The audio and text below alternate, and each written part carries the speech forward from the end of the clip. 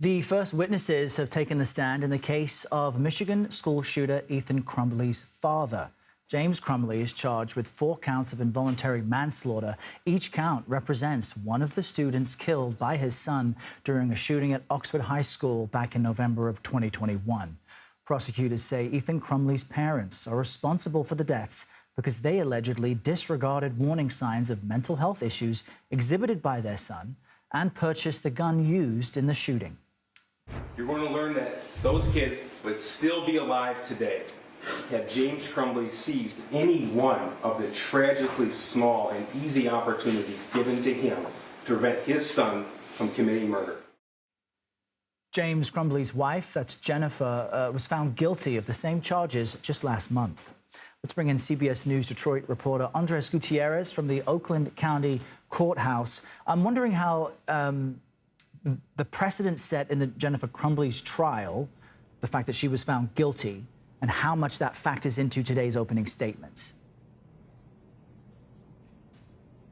Well, Errol, there were a number of parallels that we were expecting, and to a degree, it definitely feels like it's a carbon copy of Jennifer Crumbley's case.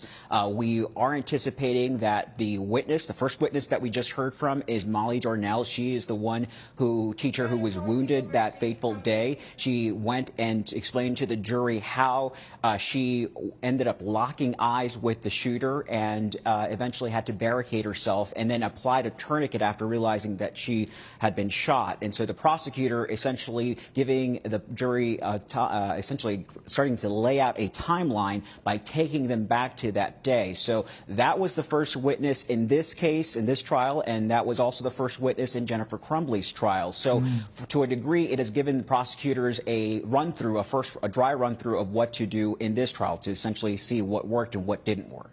So that's an idea of some of the similarities. And I remember from Jennifer Crumbley's testimony, we carried that live here on CBS News, she seemed to speak as if there was nothing else that she could do. I'm wondering how what you're watching now in this case differs from Jennifer Crumbley's. Well, in her testimony, she ended up shifting a lot of the responsibility to her husband, James, who's on the stand. She said he's the one who was responsible for storing the weapon. He is the one who bought him that weapon. And that is at the crux of what the prosecution said during the opening statements, is that they should have known, that James Crumbley should have known that he had that his son was in the throes of mental health issues, never got him the help, and yet on Black Friday, 4 days before the shooting, goes out and buys him this 9mm gun. All right, we'll continue to watch this closely. Andres Gutierrez, we appreciate the update.